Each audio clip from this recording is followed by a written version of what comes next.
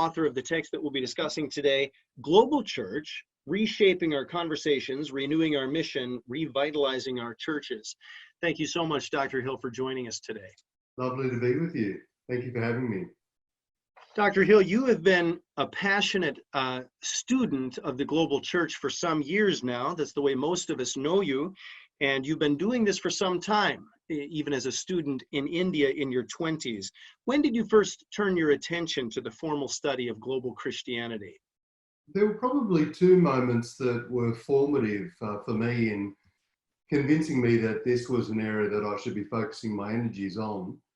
The first moment was about 15 years ago. I was speaking at a seminar in Manila, and there were thousands of attendees from all across Asia. And I said to my wife, to save money, can I stay at a backpackers hostel? She said, sure, if that's what you want to do.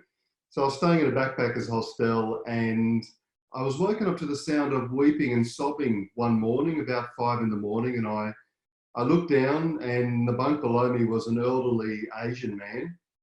I got to know him over the course of the week and discovered that he was a Vietnamese pastor who 30 years ago had planted a small home church, which over the course of 30 years had grown to about 40 or 50,000 people meeting in homes across Vietnam. And as I listened to his stories, it sounded to me like the story of the early church.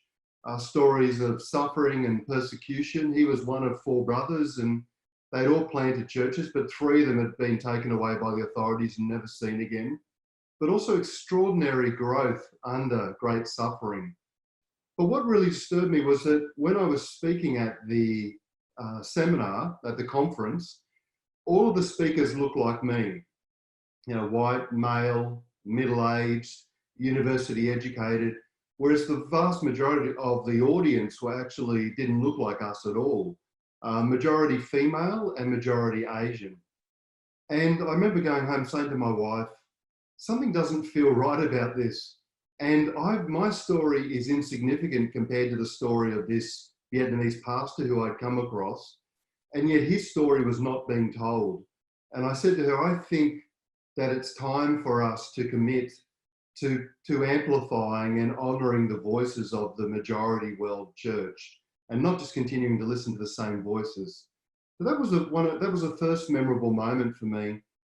The second was I published this book, Salt, Light and City, which is a missional ecclesiology, putting missional theology as it's developing in the West in conversation with 12 scholars from 4 different traditions: Catholic, Orthodox, mainline Protestant, and Free Church Congregational.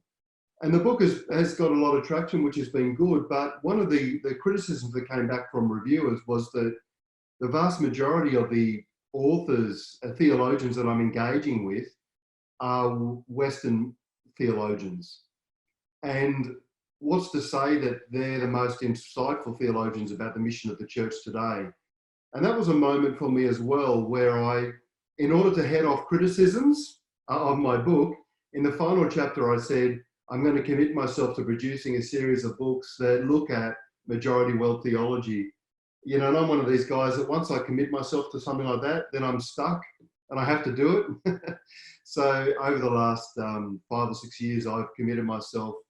The second volume, which will come out, looks at 25 majority world theologians and what they say about the mission of the church. And of course, as you've alluded to, I also produced this book on global theology. Oh, wonderful. Dr. Hill, you produced, I think the year was in 2015, you produced 140 video interviews with leaders of the global church, which is really a staggering accomplishment, especially as I understand that almost all the film work, or perhaps all the film work, was done in person, in studio with these leaders. You also produced today an ongoing podcast on global Christianity. Would you be willing to share with us, how is it that you chronicle some of the principal insights that you're learning from this enormous amount of data? Yeah, that's a great question. The origin of that particular enterprise, and I've done about 350 interviews now, about 140 of them, as you say, have been published. The origin of that is that I was invited by my publisher to write a follow-up book to this one, The Global Church. And I went home and I talked to my family about it. And my family said to me, you know what? You academics love your big, thick, expensive books that very few people read, but maybe it's time for you to actually get involved in the new media. Why don't you start to get involved in filming and podcasting? And now I'm an introvert. I love the libraries and I love writing. I'm very nervous about traveling and speaking to people, but I began to feel like this really was what God was calling me to do. So I went and did a short course on filming. I spent a lot of money buying gear that I could travel with. And for 6 months, I traveled through Asia, Africa, Latin America, the Middle East, Indigenous and First Nation contexts, across Oceania, interviewing Christian leaders. The goal is to actually listen to Christian leaders from the majority world tell their own stories. The world doesn't need me to tell their stories. I think listening to them tell their own stories is more important. Chronicling that data has been a challenge. At this point, I've mostly produced the films, short versions and longer versions and podcasts. I've started reducing the 1 hour interviews down into 60-second snippets that the churches and seminaries can use just to stimulate discussion as well. And I've just been thinking that I might actually get all of these interviews, because there's a rich data source here. I might get all of these interviews transcribed, begin to enter them into something like NVivo, and begin doing data analysis on what actually emerges from this rich source of information. So in other words, when all of these 350 interviews are transcribed, what do we learn that majority world voices are saying about creation care, justice, discipleship, mission, and using a program like NVivo, QSR NVivo, which can analyze all of this data, actually producing some I hope, some quality research out of this material. Mm. Dr. Hill, as you conducted this research and continue to with your podcast, what have been some of the greatest surprises that you've encountered as you've been speaking with these majority world leaders? I think that what has been most enriching for me and surprising has been those interviews with people who are not high profile. So what my practice was is that I would turn up into a city where I'd be interviewing a high profile theologian or author. And normally I knew what that author was going to say. I'd read all of their books. I'd designed the questions. I was pretty sure I knew what they were going to say. So there were no great surprises for me. But at the end of the interview, I'd say to them, can you tell me 2 or 3 outstanding Christian leaders in your city whose names are not known and who've probably never published anything that I could contact today and just duck across over the next couple of days and do filmed interviews with them? And actually the most rich and I think most exciting and surprising interviews were with those kinds of leaders. People who you didn't know what they were going to say, who were doing some really exciting things on the ground and who were going to say things that were quite surprising to me.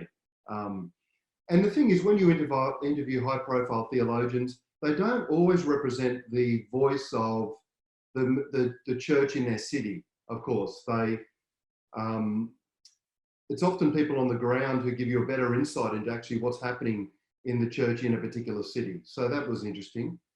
The things that have surprised me are things like the way in which the church in the West tends to polarize and dichotomize. So we tend to separate rather than integrate. We tend to think word, spirit, justice, proclamation, creation care, politics. We tend to kind of polarize and maybe put things into quarantine things or isolate things. But when you're in the majority world, none of that makes sense. So I'll give you an example. I was talking to a Christian leader in Thailand, and I said to him, how do you discern when it's time to not only proclaim the word, but also get involved in politics and justice? And he said to me, why would you ever think that the two things can be separated? I don't really understand why you'd even ask that question. And it reminded me that my whole way of thinking is in these kind of silos. Another example is I was interviewing a pastor in Rwanda, and he was in his early 30s, he planted something like 40 churches. And I said to him, how do you know when someone is called to be a pastor and a shepherd or a pastor? And he said, I don't get the question. And I said, well, you know, some people are they have a shepherding gift or maybe a teaching gift, but others are much more entrepreneurial and pioneering and innovative and planting. So how do you discern the difference? And he looked at me puzzled and he said, what a strange question. He said, what kind of pastor doesn't plant churches? And I don't think the answer is that every pastor in the West needs to become a church planter. But what he was saying to me was that the kind of questions I was asking had been completely framed by my own context, which is normal, of course. And so one of the ways to answer your question is what surprised me constantly was how narrow or sharply defined my whole way of seeing theology in the church was by my own context and my need to listen and pay attention to other ways of seeing theology in the church. Dr. Hill, in one of the opening chapters of your text, the title of the chapter is Glocalizing Conversations. You stress that theological conversations should be both global in scope, but also locally engaged. With the rise of international travel and instantaneous global telecommunication, what is lost when our churches identify with global conversations, but fail to maintain local presence? Yeah, that's a great question. In my experience, most local churches tend to be more focused on the local than the global. And the challenge often is helping them to pay attention to global voices and also see the relevance of those voices. So when I go around, I talk to lots of local churches about world Christianity. Normally the question is, well, so what? Well, what does this mean for my local context? So that's often the challenge. But as you suggest, many people in our churches today are very mobile. You know, I go to a church that's about 1,000 people and it's an upper middle class church, and I'll talk to someone on a Sunday and I'll discover that last week they were in Singapore, you know, this week they were in Bangkok, a lot of travel all around the world. So people are very mobile. Getting them to listen to global voices, but also get deeply involved in their local context is a real challenge.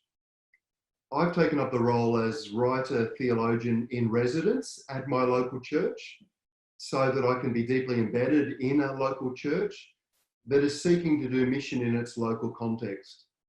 Something like 70% of everyone in my suburb has an Asian ethnic background, about 30% Caucasian, 70% Asian. About 35% of all the people who live in my suburb are first generation immigrants to Australia.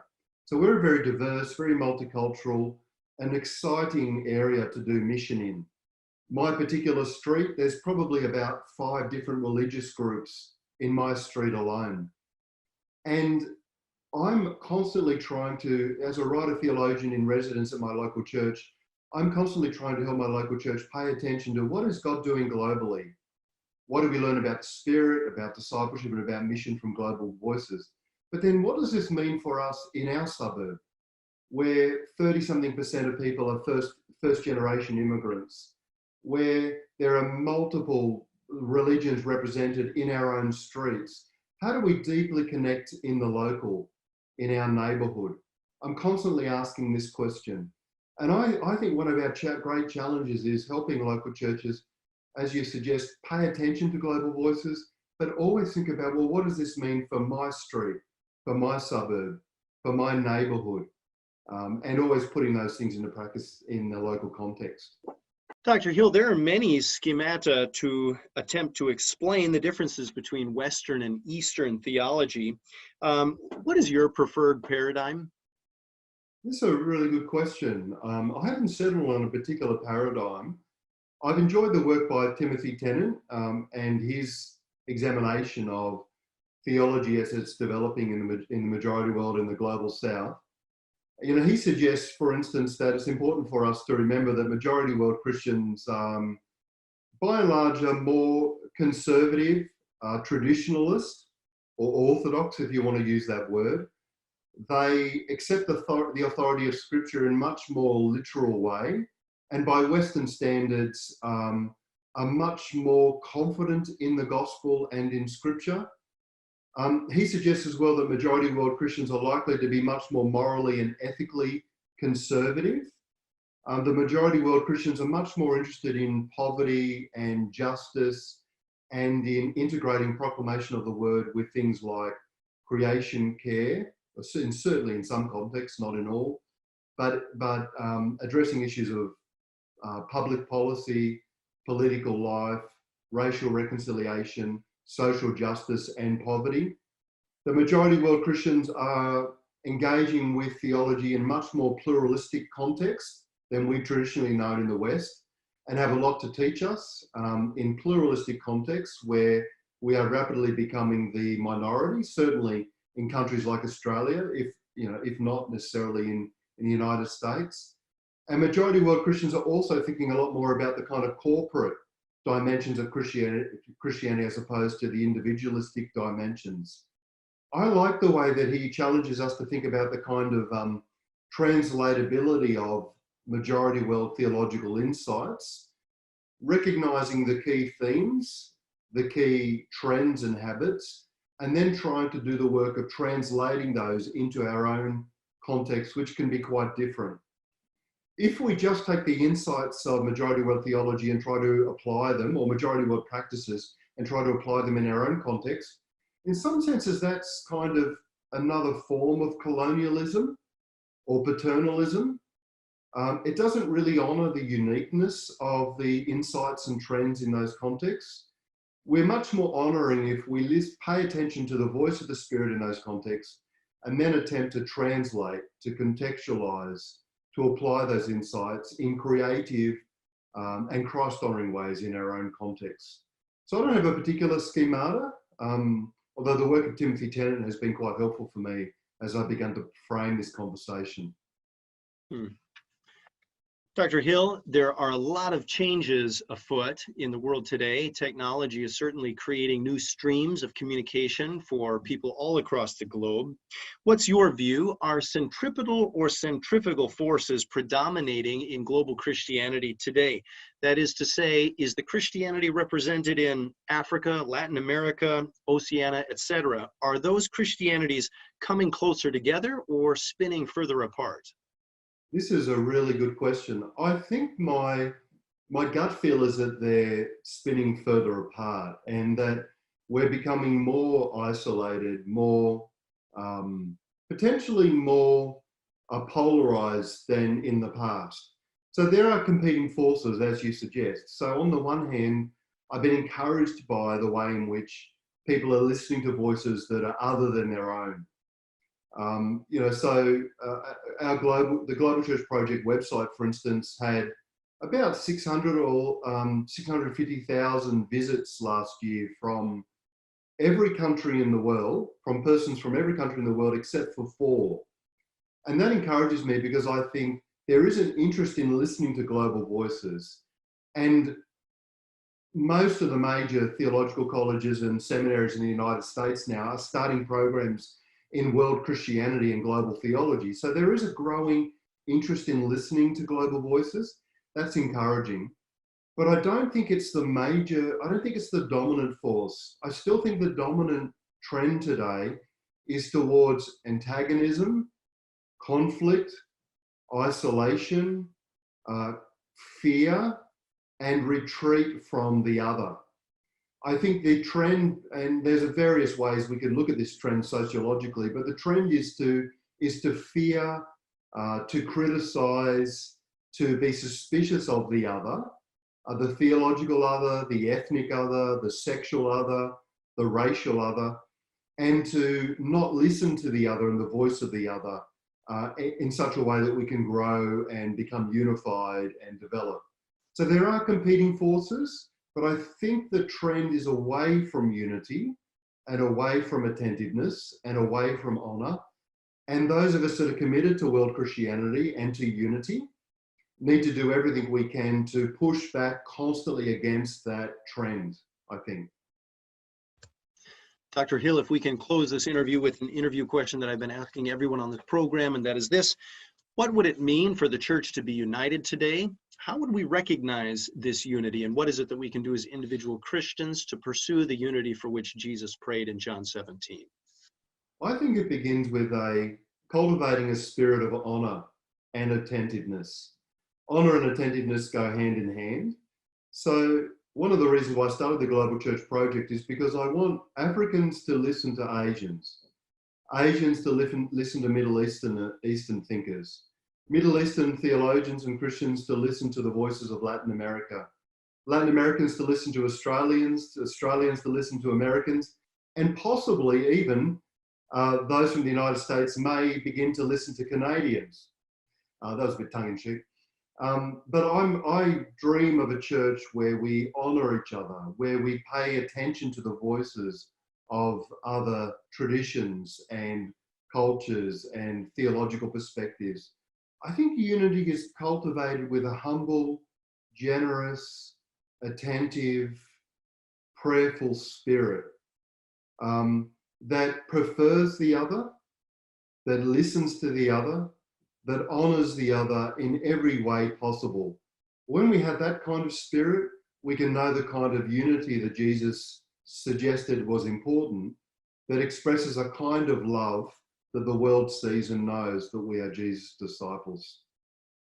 It's been our honor today to be speaking with Dr. Graham Joseph Hill, research coordinator at Sterling Theological College in Melbourne, and the author of the text that we've been discussing today, Global Church: Reshaping Our Conversations, Renewing Our Mission, Revitalizing Our Churches.